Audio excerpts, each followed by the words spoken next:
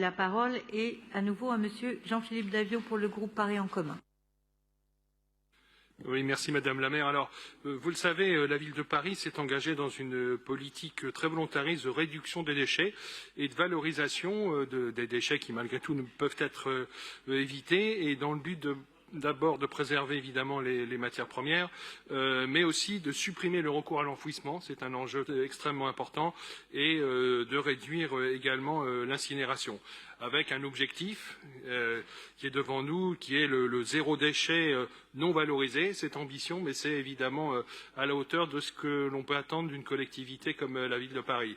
Alors, pour ce faire, la ville de Paris vient en soutien à des structures associatives qui agissent auprès des habitants au quotidien, afin de les accompagner pour parvenir à cet objectif de zéro déchet non valorisé. Alors, pour un total de 24 700 € de financement sur ces 5 structures. Rapidement, il s'agit des Amis du 3e Café à Paris Centre, qui anime un établissement de restauration à prix modéré et qui porte le projet Déchets Futés, qui est une démarche de réduction et de valorisation des déchets en cuisine.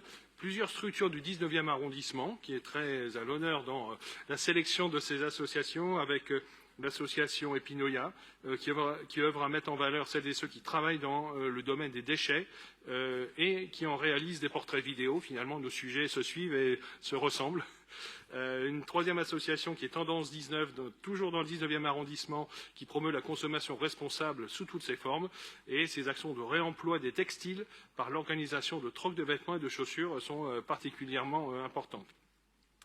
L'association Tapage, qui permet à des jeunes en grande précarité d'être rémunérés à la journée pour le ramassage d'encombrants, c'est extrêmement important et utile. Et puis, globalement, disons, on peut remercier ces associations, les salariés et les bénévoles qui permettent à la ville, par son soutien, qui permet à la ville de poursuivre cet objectif d'objectif zéro déchet, donc non valorisable. On n'y est pas encore, mais enfin, évidemment, c'est un travail de longue haleine, mais le soutien à ces associations permet de faire des pas notables dans cette direction.